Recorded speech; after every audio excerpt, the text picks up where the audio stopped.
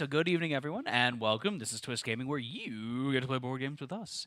Coming to you here live from our studio in South Florida, bringing you our first impression session of our spotlight for this evening. But let's get some introductions out of the way. First, I'm Matt. I'm Josh. And we are Twist Gaming. So tonight we had the pleasure of doing the spotlight of Thanos Rising by USAopoly, and if you haven't had a chance, definitely go check out our spotlight of the game. It should be available on video on demand as soon as we get done with this. Yeah.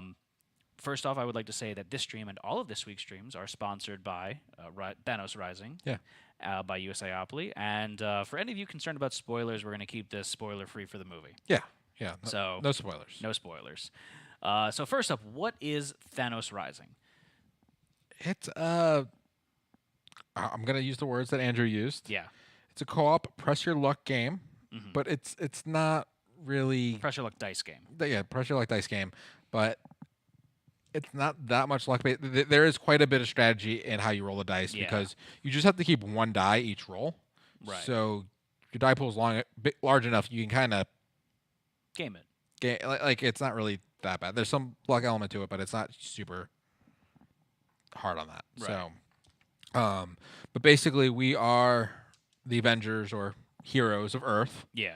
Because not all of us are technically the Avengers, and we're trying to stop Thanos from getting the Infinity Stones and destroying us. Yeah. the So universe. there's only one win condition, and that is to kill 10 of the villains.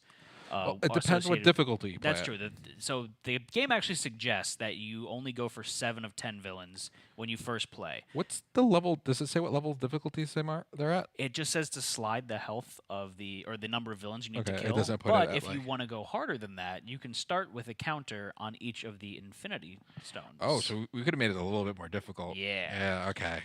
So the basic premise of this game is Thanos is trying to collect the Infinity Stones for his gauntlet. You lose as soon as he collects all 6 Infinity Stones, or if more than 10 or more of your heroes die. Or if one player loses all their heroes. Or if one player loses all of their heroes at once. Just all their heroes Yeah, altogether. at one point. So, aspects that we liked about this game. No one won. This is a co-op game, and I'm we gonna say lost. you lost. I did technically lose, so why don't you go first? All right. So I like the push. I liked the dice mechanic. I liked the picking, and there was enough strategy and there was enough randomness to it to make it replayable. Right, absolutely. I like how characters synergize with each other. And there wasn't too many like duplicate abilities for the most part. I mean, there's a couple like one-offs and there's a couple that are very similar, right, but most characters had their own kind of unique ability. right. And how they synergized, you see how they synergize with everyone and like how this guy's better on this team and things like that. So I was playing the Captain America team, which was if you rolled 6 damage, Yeah. you did 1 automatic damage to a villain. Anywhere on Anywhere on the board. anywhere on the map. But then like I had like Iron Spider, who So- was awesome because whenever for you each deal damage you add to can- a villain, you may remove 1 damage from a hero. you can So heal one. I could heal as I'm doing damage to people. So that was I really like the synergy and everything. Yeah. Um, So Josh got up to a much quicker start than me in terms of recruiting heroes, and that's because he had a larger dice pool kind of right off the bat. On your first turn, you got someone that Yes. expanded your dice pool, and you ramped that up quickly. With mine, I ramped up very slowly because the characters that I did get were not adding dice; they were dice manipulation, yeah, which I thought was interesting. So later in the game, I was able to basically do whatever the hell I wanted. yeah. You did do whatever the hell you want, Yeah. basically. So I cleared out an entire side of the board 2 or 3 times. Yeah, So it definitely shows that there's different ways to play and different ways to try and build your team. That I think that's really cool. and the people we said we did lose, we killed 9 of 10 heroes on your And first game. villains. Villains. On your first game, you're supposed to kill 7. Also, we killed 9 of 10, but the last one we got 2 out of 3 damage, and then the last turn they killed us. Yes. So, So it was close. super duper close. So let me show off my favorite aspect here, and it's actually the board. It's a very unique board setup where it's 2 Should've turned individual boards. Thanos over. I don't think everyone needs to see his butt. So Thanos is this giant mini that is in the middle, and he is going to basically focus on the 3 sections of the board. Each section of the board has spots for different heroes and villain cards to be set up, and then you have a separate detached Infinity Stone board here.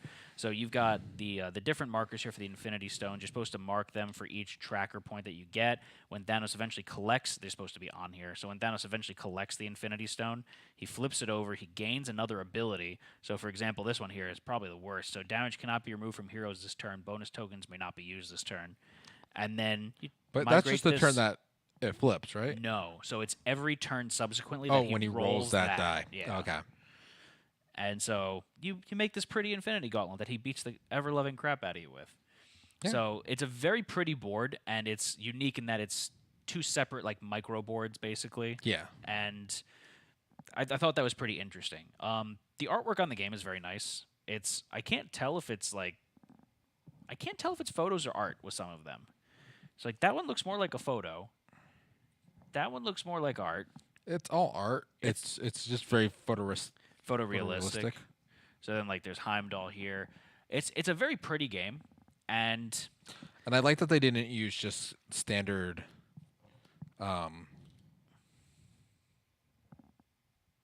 shots from the movie for the art. oh yeah. There's like I don't want to go quotes, but like that isn't what Bucky looks like in the movie though. I'm a minor concern. Yeah. As we're talking about art. Yeah. But it's not a big. Also, I thought it was interesting that the collector's completely blacked out. I don't know if Benicio del Toro just didn't want to go into this game, but That might have been. That's things that have happened before.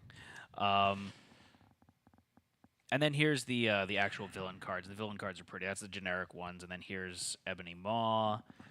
So they're very simple in the way that they're laid out, but very clean. So it's not a lot of overwhelming stuff going on. Another thing I'd like to point out is on the back of each one of the player cards, there's a quick reference turn guide there.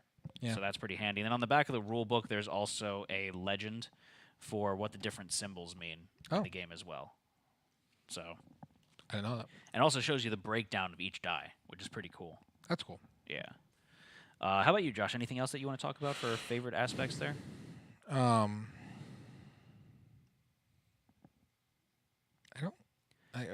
We hit everything. I mean, it was a lot of fun. Like I had a lot of fun with it. I want to play it again. So yeah, one of my I thought that this game had a lot more strategy than I was anticipating it having, and I really enjoyed playing it. And there's a little bit of synergy between the players, not a ton, but I think that the game does a good job of using the bonus tokens to further increase the help that you can provide to the other players. So you helped heal me a few times. I gave you some bonus cards a few times. Might have been nice if I could use the bonus token on my own on your turn. Yeah, that would have been nice. That would have been kind of cool. But that wasn't a big. But we happened to have like really like super large teams, and like we would totally outside the norm. We used more components than the game had. Yeah. Just because we kind of went crazy. We went through every character. We went through every villain. We went through every bonus token. We went through every cube like twice over. We almost rolled every single die. I came close. I rolled 10 out of. You should have been rolling more of it. You should have rolled all the reds. Yeah. 3 of the greens. 2 of the blacks. 2 of the blacks. 2 of the blues. So you were like 2 dice short. Yeah, 2 dice short of the max. So. But yeah, I thought it was pretty interesting, and I like the fact that at the beginning of each turn, you're basically AI controlling Thanos by rolling these 2 dice, the Thanos movement dice. So rotate left, rotate right, throw another Infinity Stone, and then punch people in the face with the gauntlet. And then this is the Infinity Stone dice. It's just you're rolling 1 for each color, basically. All right, so constructive criticisms. Personally, the only major issue I have with the iconography of the game, because most of it is very clear, is that there's a couple of spaces where they just use generic colors. So that's supposed to be green. So roll green or black die. Roll red or blue die. And there's a couple of examples that are like that. I wish that they would have had a symbol associated with the die. I feel like that would have made it a little bit more clear. Just because also like the bonus tokens also are just the die color. Did that bother you at all from a colorblind standpoint? No, the colors they used for the dice weren't that bad. Okay. So that wasn't a huge issue. My biggest issue is I would not have been able to figure out the Infinity Stone die. Yeah. I realize there is a pattern on each one, Mm-hmm. but trying to register that pattern Very difficult. It's very difficult because you don't know what the bottom is and everything. So yeah. Each one is slightly different from each other too in terms of the actual design. Yeah, but like, It's very amorphous, yeah, so it's kind of difficult to read. And then obviously you can't do much with the colors on that because those are the colors. yeah, like, So, but the Soul Stone and the Mind Stone, the orange and the yellow, are very very similar to each other. Or even I have to do a double take on it. yeah. So, So that's my biggest issue is just this. They could have done some iconography with it to make it yeah. a little bit easier. And But- then finally, most of the characters have unique abilities from each other. There's a handful that are the same. The ships are all the same. I'm fine with that. Yeah, They heal you. I get it. That's fine. Hawkeye and Wong being the exact same ability, kind of like, I feel like they could have done something different there. but you do have like, so like this was remove 2 damage from a hero. You have it. It's just a different spend. Yeah. So there's a lot of That's I think that's slightly different though. Just like Hawkeye and Wong had the exact same ability. I think those are the only two that had the exact same ability. Maybe.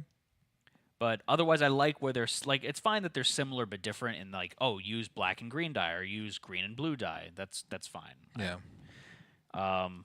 I thought that would have added a little bit more interest if they would have found something a little bit more unique. Yeah. But I'm not terribly broken up by that No. because it's 2 cards in the entire game.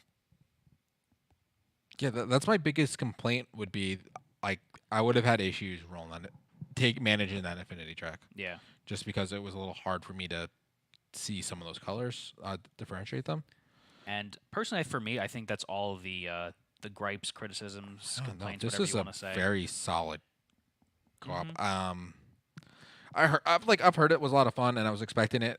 And I heard it was like Difficult. pretty difficult, and I was like, okay, like we'll see where like because Matt and I play co-ops like Fairly regularly. very regularly. We're decent, and we told Andrew like we have a tendency to kind of like break co-ops and things, and Right.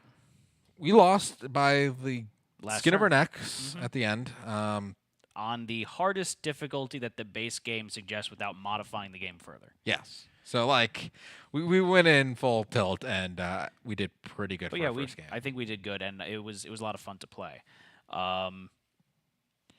So I think that's it for that. So I think it's time for the most important question of the evening, and that would be, would you play this game again? Josh? I said it during the stream. Yeah. I'll say it again.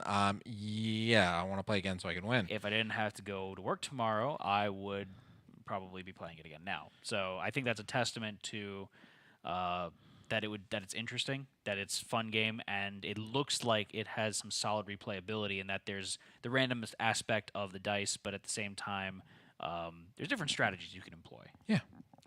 All right, so I think that's going to be it for this evening. Thank you all for joining us. We really do appreciate it. And big thanks again to Thanos Rising and USAopoly for sponsoring this stream and all of this week's streams. So for now, this is going to be Twist Gaming signing off. I'm Matt. I'm Josh. Good night, everyone. Good night.